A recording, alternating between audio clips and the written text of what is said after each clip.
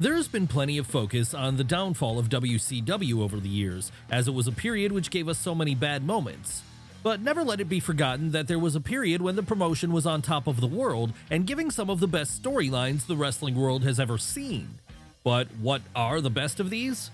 Well, that's exactly what we're going to be looking at right now, starting with Sting versus the NWO. Yes, if you're talking about angles that change the game forever, then you can't not talk about the New World Order, as back in 1996 they took a largely stale North American wrestling scene and reinvigorated it by giving us the tale of a hostile takeover of an entire promotion being enacted by Scott Hall, Kevin Nash, and Hollywood Hogan. Seriously, such a big impact did this one have, it would be widely credited with kickstarting the late 90s boom period and bringing wrestling to levels of mainstream success it had never seen before, not even during WWF's golden era. But of course, as we all know, any villain is only as good as the hero who's doing battle with them. And luckily for the NWO, they would soon find the perfect foil in Sting. What made Sting so perfect for this role? Well, he'd always been a WCW guy first and foremost. So when three ex-WWF stars came in and started taking over his company, it made all the sense in the world he'd be the one to stand up to them. Not that he did this right away, though. No, for the first 15 months or so of the whole angle, Steve Borden would retire to the rafters where, now reinventing himself to look more like Brandon Lee in The Crow, he'd simply watch the events unfold from up on high, with it being unclear at this point whose side, if any, he was on. Of course, as time went on and the NWO stranglehold over WCW got stronger, he'd eventually have to come to a decision about where his allegiances lay. And this led to him choosing the home team when he began rappelling down from the ceiling to attack members of the Heels stable with his trusty baseball bat. Where would things go from here? Why, to the big showdown between Sting and Hollywood Hogan for the WCW World title, of course, with it being at Starrcade in December of 1997 that this match finally got in the ring. Sure, the end might have been botched spectacularly here on account of referee Nick Patrick forgetting to do a fast count towards the close of the bout, but that couldn't ruin what came before. No, even if the finale was a disappointment, the rest of the Sting versus the NWO angle was so good, it still ranks among the best things World Championship Wrestling ever did. But what of another great rivalry WCW had going around this same time? One which also involved a member of the NWO going up against a member of Team WCW. Well, that would be our next entry as it happens, the feud pitting Diamond Dallas Page against Macho Man Randy Savage. That's right, despite being a longtime rival of Hulk Hogan, not long after the NWO formed in 1996, Randy Savage would choose to throw his hat in with the group. Was part of the reason for this because, with him being another ex-WWF guy, it made the most sense for him to be a part of the invading force? Sure, but then it also didn't hurt that it allowed him to be the heel once more, something which reinvigorated him at this late stage of his career. All he needed after that then was a great babyface to feud with, someone who he could help elevate to that next level, and luckily for everyone, this person would come along when in 1997, DDP started growing in popularity with fans. So seeing a star in waiting who he could put his stamp on, Randy took the New Jersey native under his wing by facing off against him 4 times in singles matches over the following 12 months. And this wouldn't just be a case of Randy working with Page, but keeping himself looking strong by beating him in the end. No, in every single one of those 4 singles matches, it would be the Macho Man who was taking the brunt of the beating, with him finally doing the clean job in their last encounter. More importantly than DDP getting that big win in the end, though, was the fact that each of these matches delivered, and so, as a result, he felt like a much bigger star once they were over. Hell, Savage would even be present when Diamond Dallas Page won the world title for the first time in April of 1999, as he would be the special guest referee in the 4-way bout, pitting Page against Sting, Ric Flair, and Hulk Hogan. That's right, by this point in time the story had become that, after all their wars together, both DDP and Randy Savage had developed a mutual respect for one another. So when the Macho Man got the chance to award Page the title that night after he won it, it felt like the culmination of a years-long arc between them. But that wouldn't be the only years-long arc in WCW that would culminate around that time. No, elsewhere, the same thing was happening with our next entry, Goldberg's streak.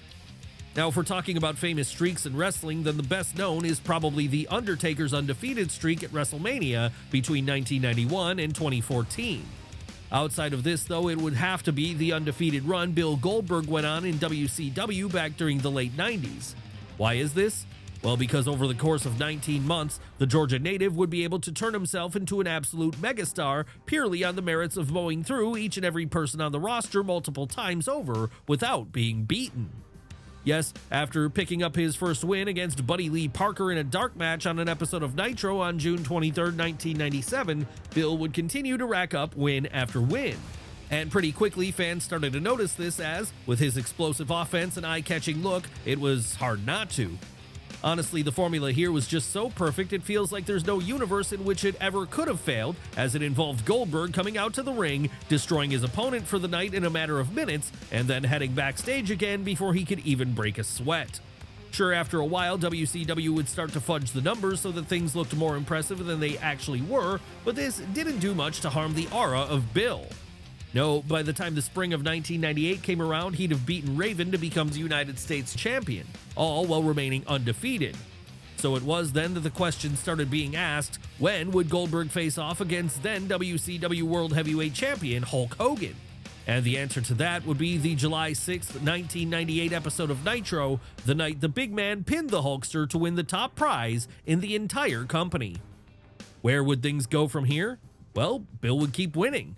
That was, until he stopped. Yes, in a true example of killing the golden goose, it was determined that the best thing to do when Goldberg faced off against Kevin Nash at Starrcade later that year was to have the champ lose for the first time, long before fans were ready for it to happen. Needless to say then, this was not a decision which was met with a lot of enthusiasm either from those watching the show or those working behind the scenes.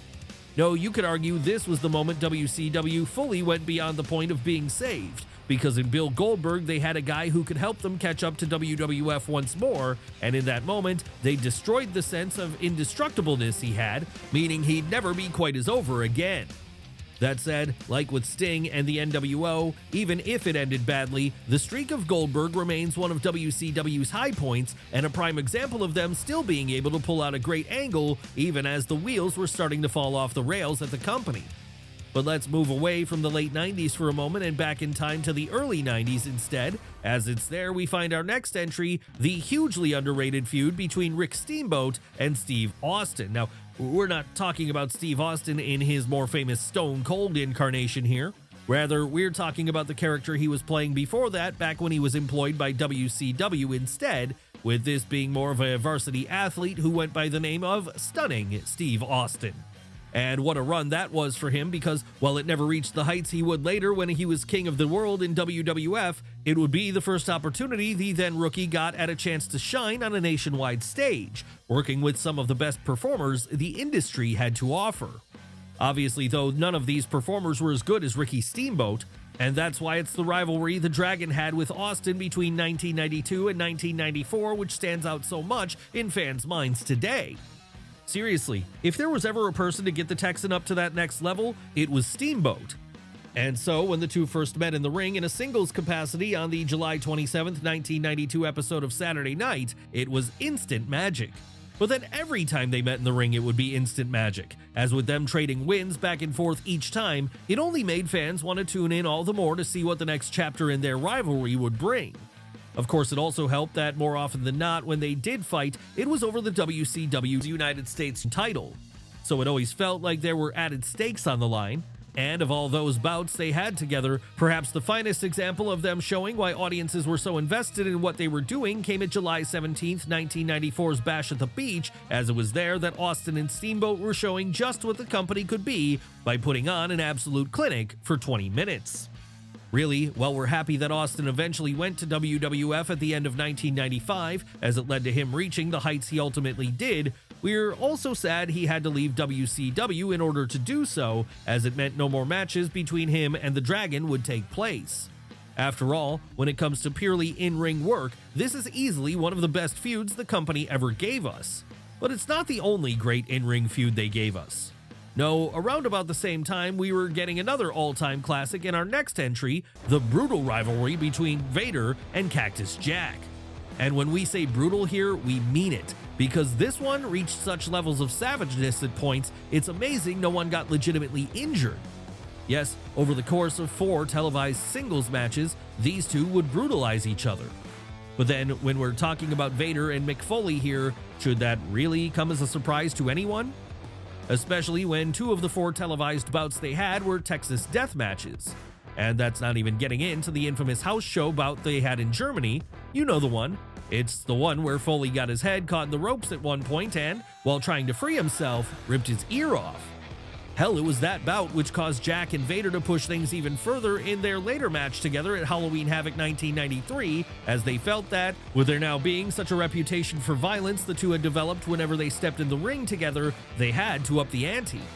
And the way they ultimately chose to up the ante was for Cactus to be slammed down onto the entrance ramp, taking the full brunt of Vader's body weight in the process, with the plan here being that if Foley got crippled doing the move, he'd cash in his insurance policy and retire. Thankfully though, no one would be crippled during that move. No, both men would indeed live to fight another day. And while each of them were willing to continue on with their series here, it appears WCW was not so happy to do so, as they didn't see either performer as being a big enough draw for it to have any more legs. And this would ultimately contribute towards Cactus Jack leaving WCW altogether not long thereafter and going on to join the WWF instead, where he'd be given the new gimmick of Mankind. As for Vader, well, he'd eventually end up in WWF too, and it was while there that he and Mick Foley had one final singles encounter. That said, this one had nothing on their old WCW matches. No, that feud remains a special thing that was never able to be replicated anywhere else. And it's not the only great WCW feud that WWF were unable to replicate, as the same exact thing could be said about our next entry, the rivalry between Chris Jericho and Dean Malenko. That's right, it's often been said that while the thing which really took WCW to the moon during the mid to late 90s was the NWO angle, the secret weapon they had in their arsenal which made people keep tuning in was probably the Cruiserweight division, as it was there that we saw the likes of Eddie Guerrero, Rey Mysterio, and others regularly steal the show with some of the best bouts of the era. And of all the great rivalries which came out of the WCW Cruiserweight division, arguably the best of them all was the one pitting Chris Jericho against Dean Malenko. Why was that? Well, because while there were certainly a lot of great matches to be found between this pair, it wasn't all about the in-ring. No, this was one of the rare Cruiserweight feuds which got a bit more meat added to the bone in the form of segments. As it was there, we got to see the hatred between the pair really boil over, often in hugely entertaining ways. After all, who could forget about the time Y2J pulled out his list of 1,004 holds after winning a match and began to read through each and every entry, all in an attempt to one-up his rival, the man of 1,000 holds? And who could forget about the time that Ciclope entered a battle royal to earn a shot at Jericho's Cruiserweight title and won the whole thing, only to then pull the mask off and reveal it was Malenko all along, all while he got one of the biggest pops WCW had ever seen. That said, for as cool as these moments were, it was really the matches between Jericho and Malenko which elevated this storyline to the level of one of WCW's best, as every time the bell rang, they delivered big time by putting on some great Cruiserweight action.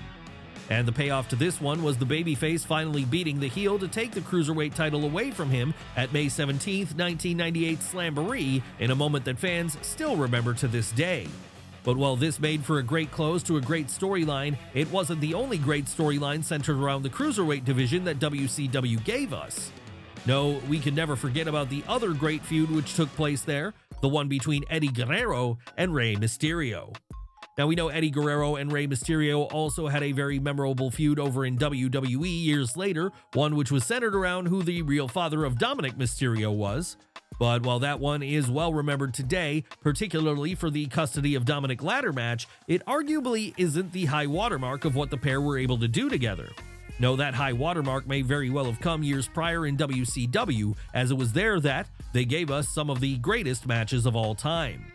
Yes, their title versus mask match for the Cruiserweight title back at Halloween Havoc 1997 alone is reason enough to consider this one a legendary program, as that might be the best thing the Cruiserweights ever gave us. But this is far from the only reason the saga of Eddie and Rey was great in World Championship Wrestling, as outside of that one match, it also gave us numerous other in-ring classics. And as for segments, well, there were those too, because it was back in 1998, not long after their Halloween Havoc encounter, that Latino Heat decided to form the Latino World Order. and after a little bit of convincing, he was even able to get Ray to come along for the ride by joining the group too. And we say it took a little convincing because Mysterio was not one for becoming a part of a heel stable right away. Hell, he'd have to lose a match to his rival in November of 1998 before he'd be forced to do so. How would that impact the storyline between the pair? Well, it would only make things more tense than ever. And that led to the pair meeting in the ring once more in December of that year, with this coming right before the group was disbanded.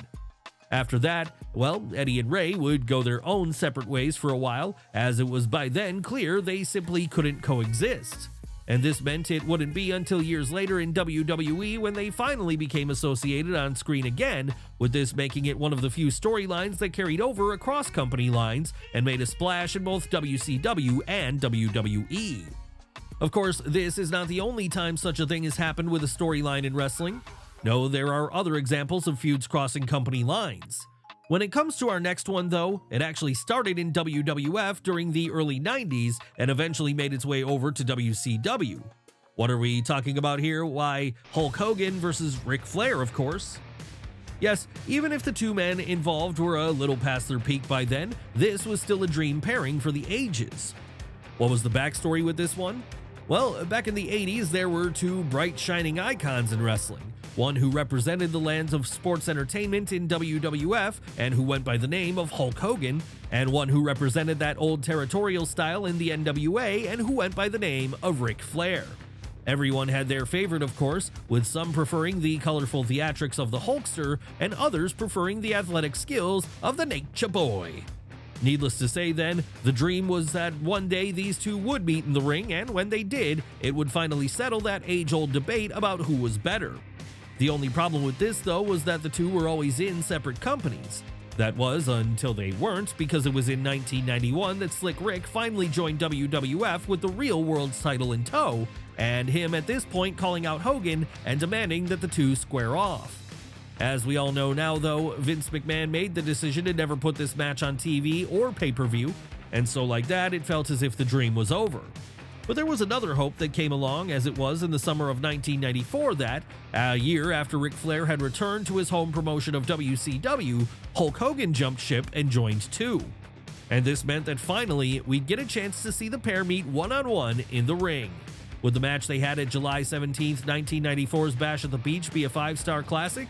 Not quite, but it was still Hogan versus Flair for the first time, so it was able to get by in vibes alone, if nothing else. And this wouldn't be the only time they had that match in WCW either, as learning from the mistakes of WWF, Eric Bischoff was only too happy to pull this ace out from under his sleeve anytime he needed a big main event. And that was why, over the course of the next 6 years, we'd see a full 10 singles bouts between them. Sadly for the Nature Boy, though, it would be Hogan who won most of these bouts, and that no doubt led to some of the frustration Slick Rick had with his boss for allowing such a thing to happen. But at least that frustration was eventually allowed to become a great storyline in itself. Our next great storyline as it happens, the one between Ric Flair and Eric Bischoff. Obviously then, given that one of the people involved wasn't a wrestler, this was not an angle that was built around great matches. Rather, it was one which was built more around reality, as in truth, there were a lot of shoot aspects to it. What do we mean when we say this? Well, when Bischoff took the reins of WCW during the early to mid-90s, he was quick to make changes to the way things were done.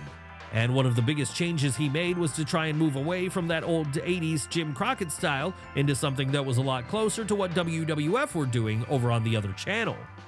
So this meant the old guard like Ric Flair were always kept somewhat on the back burner in this new 90s version of World Championship Wrestling, something which the Nature Boy always took as a serious mark of disrespect. And that led to a lot of real-life bad feeling developing between them, as Rick felt like he was constantly being pushed out of the door at the expense of other big-name WWF guys like Hogan, Randy Savage, and even the Ultimate Warrior. How would this eventually spill out onto the screen? Well, after Flair allegedly no-showed an episode of Thunder in 1998, he'd be pulled from TV while a lawsuit was playing out between him and the company. And with this being the era where fans were starting to get wiser to the behind-the-scenes goings-on of the industry, it meant there was much chatter around whether or not the 16-plus time world champion would ever return at that point. But return he did on the September 14th episode of Nitro later that year. and when this happened, the real-life beef between him and Bischoff would finally be turned into an on-screen angle. Yes, in a now famous segment after reforming the Four Horsemen, Flair went on a trademark great rant which included lines like, "Fire me, I'm already fired." And that would all lead to a match between him and his boss finally being booked for Starrcade 1998.